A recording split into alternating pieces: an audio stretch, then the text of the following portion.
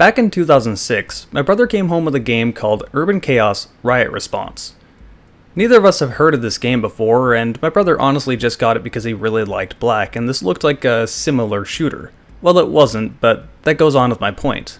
This game is largely forgotten and very unknown, despite it being a rather fun game. It was developed by Rocksteady Studios, and that just makes it a little more confusing. Rocksteady Studios is the developer behind the more recent Batman games. Most gamers know where popular studios came from, but Rocksteady seems to be the exception to that. For example, most people know that Marathon was made by Bungie before their breakout success of Halo, but no one really knows that Urban Chaos was a game made by Rocksteady Studios before their breakout success with Batman.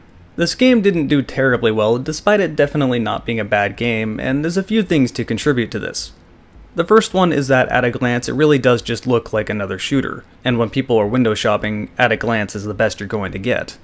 But the main reason is the release date and the platforms it was released on. This game only came out on the PlayStation 2 and the original Xbox, but it released in spring of 2006, 6 months or so after the 360 had already come out. At this point, the quote-unquote HD next generation was in full swing, and people weren't really looking at PS2 and original Xbox games anymore. It's a bit of a blunder as to why they didn't just make a port to the 360, but they didn't, and the game remains largely unknown. Regardless, I loved this game back in the day. It was one of the shooters I played right alongside with Timesplitters 2. I recently went back and did a playthrough of it for this channel, and the game still holds up. I was still having a ton of fun with it. If you want to see that playthrough, click the link down below in the video information and that will lead you to a playlist where you can see the entire game. Let's start with the tech behind the game. It's definitely one of the better looking games on the PS2. It doesn't quite look as good as Black did, but it's pretty close. I should clarify that I was playing this on PCSX2, and this game is not easy to emulate. In fact, up until only a few months ago, it wasn't playable outside of menus in an emulator at all. Even though it is playable now, it doesn't play entirely too well on an emulator, even with a computer that is no slouch. I have an i7-3820, 16GB of RAM, and a 9080 Ti. The game still doesn't run smoothly in some places. I'm running it at the native PS2 resolution, and some of the settings are turned off, so on an original PS2 or an original Xbox, it will look and run better. I have no clue where my PS2 and original Xbox are, so that wasn't an option for me. I do still have the original copy of the game though, not that that really helps without a PS2. So unless you're like a situation like I am, and it's simply not a possibility to play this game on the original PS2 is the best way to play this game. PCSX2 is not far enough along yet with this game to give you a better experience. Bumping up the internal resolution and raising some of the settings will simply result in major framerate issues, even with more powerful computers and speed hack settings tuned properly. None of this takes away from the game though. The game looks very good for the time it came out, comparable to others like Black.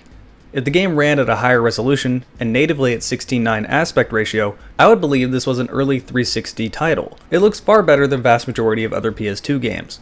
This game came out after Halo Combat Evolved, so as expected, it borrows a lot of its control scheme from Halo. The aiming feels a little odd, but overall you can get used to it and isn't that bad. It has an odd form of acceleration where it starts slow, then sort of speeds up, then slows back down. Again, it's a little odd, but you can get used to it rather quickly, and it's not that bad compared to other console shooters of its time, especially when you compare it to things like Timesplitters 2. The rest of the control scheme is very similar to that of other shooters. Keep in mind, PlayStation 2 controller here. When you push down on the left analog stick, it makes you crouch. When you push down on the right analog stick, it'll make you scope or zoom. L1 will make you use your thermal breather and heat vision to look through smoke. L2 will bring up your all-powerful shield, I will talk about this later. R1 makes you shoot. R2 makes you use the split function.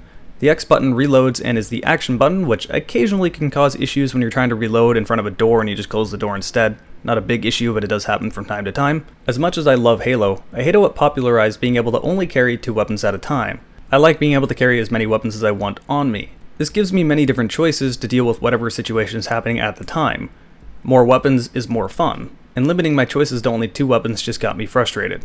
This may be the PC gamer inside of me speaking, where I can simply bind every weapon to a specific key on my keyboard, and with a controller you don't really have that option. Most games nowadays use the D-pad to bring up a weapon dial.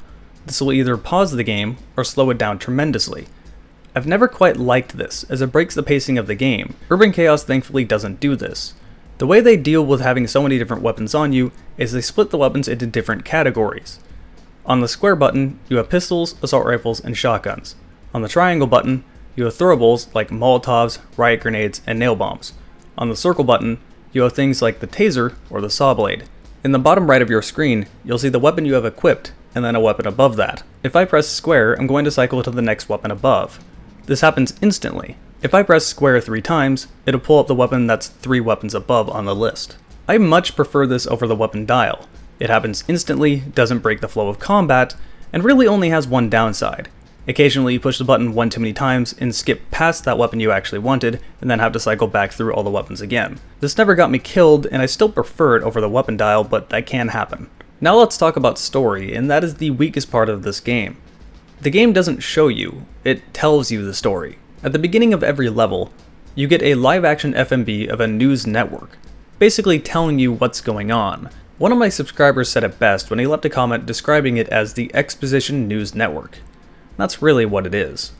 You are Nick Mason, a T-0 operative. T-0 is a new police force that effectively has military-grade hardware. You have fully automatic assault rifles, automatic shotguns, and even things like miniguns and a helicopter with rockets. Obviously, the general public is not happy about this, and the news anchor does make this well known. What I find most interesting about the story is just how much it relates to current events, at least if they try to take it seriously. This game definitely doesn't take itself seriously, and almost everything can be read with a heavy dose of satire. And even though this game does make you think about current events, it certainly does not make you think about the story in the game. The main conflict is that a gang is taking over the city. You're one of the first responders to fix these gang attacks, usually by violently murdering all of them just to be called a hero afterward. These gang attacks are obviously orchestrated by someone as they have fairly advanced technology, including a rocket launcher on one of these levels. Towards the end of the game, it is revealed that a company called Shifted effectively organized these gang attacks and the gang itself. Basically, a company made a terrorist group within America's borders. This sounds like a spoiler, it's really not, because again, they simply just tell you this through some news network at the beginning of every level. The story isn't ever really what engaged me in the game, and that's probably not going to change for anyone else. In fact, until just a week ago when I replayed this game, I wouldn't have been able to tell you anything about the story that I remembered. All I remembered was tasing someone until they burst into flame. The only time this game gets interesting with the story is the true last level of the game. You see, there are two sort of last levels. The first one is where you find the gang headquarters and deactivate a nuclear bomb. I'm not kidding. Alright, so you got rid of the gang's headquarters. That should be the end of the game, right? Not exactly. They couldn't find the organizers that led the Shifted company and the terrorist group. And on the last level of the game, this happens when you're not in uniform with T-0, but in your own house, with the lead organizer showing his face and directly attacking you, obviously pissed off and wanting revenge. This is the only time in the game where I felt interested in the story, because the game suddenly wasn't telling me what's going on, it was showing me. I was being attacked in my house. I wasn't even in uniform. I had to open up a few cabinets, grab a few guns, pick up a shield off one of the enemies that had one, and fight my way out to find the real last boss of the game. It's a little bit of a shame that this game didn't try harder to implement story like this in other levels, but at the same time, that's also its biggest advantage. It was very refreshing playing a game that didn't try to be an experience, but instead tried to be a video game. It makes me miss a lot of shooters like Timesplitters 2 that understood this, and really that's what I liked so much about it. And that leads me to my next topic of interest, the thing I really want to talk about, the combat. This game plays like an odd mix between Black and Timesplitters 2. The guns feel punchy and strong and satisfying, but the game doesn't take itself too seriously, much like Timesplitters 2 didn't. It really is what you would expect if IDOS published Black. There are two tools that I want to talk about and get out of the way immediately. The first one is your Riot Shield. You get this on the first level of the game, and it is an all-powerful tool that you will use up until the very last level of the game. The shield is quite literally impervious. It stops bullets, it stops grenades from grenade launchers, it stops rockets from rocket launchers, and even numerous times in the game stops backdrafts within burning buildings. I'm not kidding.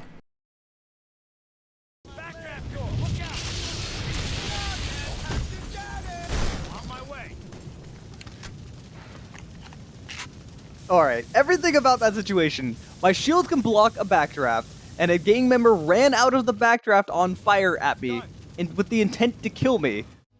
The shield comes up and gets put away near instantly, so you can have your shield up, put it away in merely a few frames, shoot someone in the head, and pull it right back up before taking any damage. You can lob grenades over the top of the shield, you can bash them, you can put it away to taser them.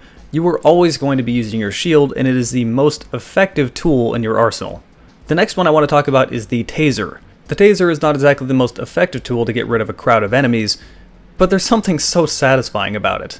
If you tase someone long enough, they eventually just burst into flames. A lot of people will mention Siphon Filter when I talk about this, but Urban Chaos just does it so much better. It really doesn't get old tasering someone until they burst into flames, then hearing them yell in slow motion as they fall to the ground.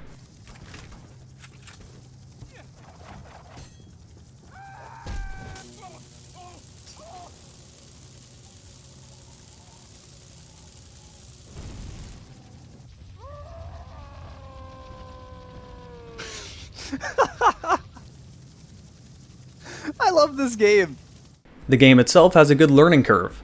There are different types of gang members, and they get stronger as you progress throughout the game. In the earlier levels, there's really only two different types of gang members. The gang member with a cleaver that will either run up and hit you or throw said cleaver at you, or a gang member with a Molotov that will throw a Molotov at you or try to breathe fire at you with said Molotov. As the game goes on, the enemies that throw Molotovs at you are replaced with enemies that throw nail bombs at you. The enemies that have cleavers are replaced with enemies that have saw blades. You'll fight gang members that have micro Uzis and assault rifles, and eventually you'll come across gang members with grenade launchers and even a shield of their own. These shield enemies are your biggest threat, as they carry a revolver and do a ton of damage to you while also being able to negate your own damage. They're not impervious or really that big of an issue. You can either just shoot their legs out unless they're crouching, or throw a grenade behind them. The gang members will eventually understand that your shield is all powerful, and if you're just holding the shield up in place, they will run at you and knock the shield away for a moment, which leaves you vulnerable for attack. This game also has a unique upgrade system for your weapons. There are 4 secondary objectives that you don't need to do to complete the mission, but if you do complete these secondary objectives, which are getting non-lethal arrests, basically this means tasering someone or using a riot grenade, and by tasering them, not lighting them on fire, sharpshooter, getting a certain amount of headshots, survivor, not dying or using any checkpoints, and detective, collecting a certain amount of gang masks hidden throughout the map. Doing these secondary objectives will get you medals. These medals, after you've collected a certain amount of them, will give you certain upgrades to your weapons. This may upgrade the damage the weapon does, or give you some extra magazines. This may give you more body armor, which basically gives you more health. Obviously, these things are very useful and you'll want to go with these secondary objectives. My biggest complaint about these is I don't like how they're done. I do like having the option to upgrade my weapons, but I don't want to have to do specific things. Having something like sharpshooter basically means that I'm not going to be using my shotgun if I'm trying to get headshots. I don't want something limiting me and forcing me to play a specific way. I'd rather just be able to go through and shoot the enemies how I please. Having to do non-lethal enforcer means that I can't tase someone until they burst into flame, and that's oddly really satisfying to do, and I can't do that. I would have much preferred it if they did it like Medal of Honor Airborne did. Just kill a certain amount of people with that gun and then get an upgrade. Nothing specific you have to do, just play the game and enjoy it and you'll get upgrades. There's also another secondary objective, to do a non-lethal arrest to a gang leader on specific missions. Doing this will unlock emergency missions, which are not missions I particularly care for but are important to do. These emergency missions put you on a somewhat strict time limit, not too strict but strict enough to make you want to run through it. You'll have to fight your way through a bunch of enemies to eventually reach a civilian. Once you've reached the civilian, it effectively becomes an escort quest to bring him back to an evacuation zone. This escort quest sounds terrible, but I never had an issue of the civilian I'm escorting dying. The problem I have with these missions is just the time limit. I hate having a time limit on me, and it genuinely does become annoying. But again, you do want to do these. This is how you unlock the shotgun, the assault rifle, and later on some upgrades for your shotgun and assault rifle, like the scope on your assault rifle, and having a deeper magazine size for your shotgun. Having these upgrade options does mean you become more powerful throughout the game. Thankfully, the game was made with these upgrades in mind, and it never becomes too easy. The difficulty curve takes in consideration that you're going to become more powerful throughout the game. That said, you do keep your upgrades when you beat the game, and you can replay missions. This in theory would make earlier missions way too easy, but there are harder difficulty modes that you unlock once you beat the game, and that's what these are for. It makes for an incredibly replayable game, and this really explains why I sunk so many hours into this back in the day. The combat's enjoyable, the guns are fun, the game is ridiculously over the top and hilarious at times, and it doesn't ever become too easy, keeping you engaged. Not to mention you usually have something to work towards. With that said, some of these upgrades take a very long time to get, the final one unlocking at 204 medals. I can understand why you wouldn't want to work towards the higher leveled ones, and there are cheat codes to help you out. If you input up up down down circle down up circle at the main menu, it'll bring up a cheat code menu. These cheat codes range from anything from unlocking the Mark IV pistol or Mark III assault rifle to silly stuff like activating disco mode or bullets set people on fire. As for the regular levels, they're largely fun linear shooter levels, where you simply have to kill your way through a bunch of enemies to save a civilian or push a button over here or over there. Occasionally, the game shows a product of its day and throws some annoying side objective at you. 2 times in the game I really want to talk about. The first one is where you have to save 3 civilians with a fireman in a burning building. You have to have the fireman pick up these civilians and find your way to an exit within a certain time.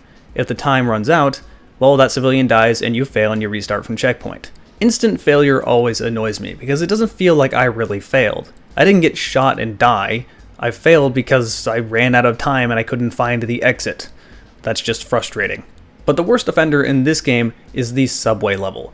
This level starts with you on a subway train, with you having to protect the conductor up in the front and a paramedic in the back of the train. You have to run back and forth between these two, making sure either of them doesn't die. If one of them dies, you fail and you restart the mission. Keep in mind this game doesn't have a sprint, and this is the only time in the game where I felt like the game was just straight up bullshitting me. It wasn't overly difficult, it was just tedious and obnoxious to play. With that said, these things that frustrated me were only small parts of larger levels that were overall very fun. This certainly didn't make me want to stop playing the game, even if they were a little frustrating at the time, and they don't ruin the game at all. The last thing I want to talk about is how over the top this game is. This game is comically violent, with both antagonists and protagonists seemingly not caring about what the consequences would be for their incredibly violent actions. It comes across as a game that doesn't take itself too seriously, and it really is refreshing. At the end of most of the levels, there is a hostage situation. These hostage situations simply require you holding up your shield as the enemy shoots at you, waiting for him to reload, and then shooting him in the head. This is basically just an excuse to watch the enemy die in an incredibly violent way. This violent way may be falling into helicopter blades, or being electrocuted by a news reporter that throws a TV into the person in a bathtub while on live news, seemingly not caring if anyone saw. Or maybe the enemy got put into a meat grinder, and then you're called a hero right afterward. It really can't be stated enough. The game doesn't take itself too seriously, it's incredibly silly, and it's just a ton of fun to play. And really that's all I have to talk about with this game. It's a game that understood itself as a shooter, and it wanted its players to have fun. It didn't want to be a deep, compelling experience, it just wanted to be a video game. It was refreshing going back to a game like this, as we don't really see them very often anymore. The only example I can think of within nearly the last decade is just Doom 2016, going back to its roots of rip and tear. The game's biggest downside of having more or less a lack of story is also its biggest strength. I wouldn't want the game to change. You run the risk of adding in a bad story, conflicting and interrupting the gameplay, compared to a game with good gameplay and practically no story. It doesn't do anything new, unique, or innovative, even though it does have its gimmicks with the shield and the taser. It just simply is a good, solid, fun shooter. And it definitely did deserve a little more attention than it got. It wasn't the next Halo, but it was certainly fun. That sums up my review of Urban Chaos Riot Response. If you enjoyed it, consider liking, commenting, subscribing, and sharing this video around. My name is Jarek, thanks for watching, and I'll see you guys next time.